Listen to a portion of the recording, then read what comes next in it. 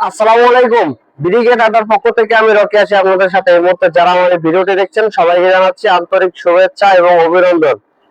আগামীকাল থেকে বাংলাদেশ বনাম নিউজিল্যান্ড প্রথম টি-20 ম্যাচ শুরু হতে যাচ্ছে। এই ম্যাচকে ঘিরে বাংলাদেশের দর্শকদের অনেক আশা প্রত্যাশা দুটো প্লেয়ারকে কেন্দ্র করে। এক নম্বর হচ্ছে রিপন মন্ডল, দ্বিতীয় হচ্ছে সাকলাইন, আব্দুল গাফফার সাকলাইন। আপনারা সবাই জানেন এই দুইটা প্লেয়ার লাস্ট বিপিএলে রাজশাহী ওয়ারিয়র্স এর হয়ে খেলছিল।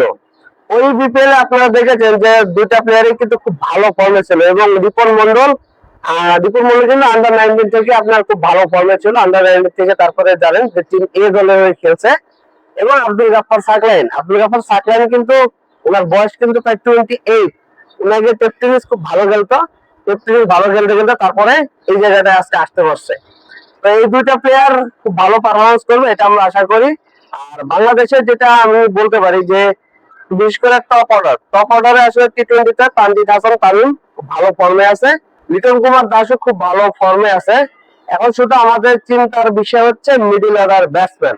আপনারা জানেন তাওহিদ হৃদয় ওডিআই ফরম্যাটে যতটা ভালো ফর্মে আছে, কিন্তু টি-20 ফরম্যাটে তাওহিদ হৃদয় কিন্তু অতটা ভালো ফর্মে নাই।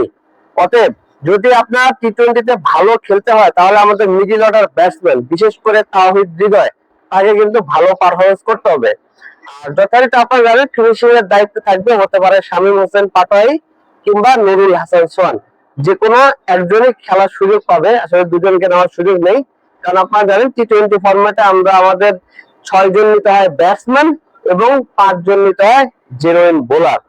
আর 7 জন ব্যাটসম্যান যেহেতু নাই, অতএব বোলারদেরও একটু দায়িত্বটা একটু বেশি থাকবে।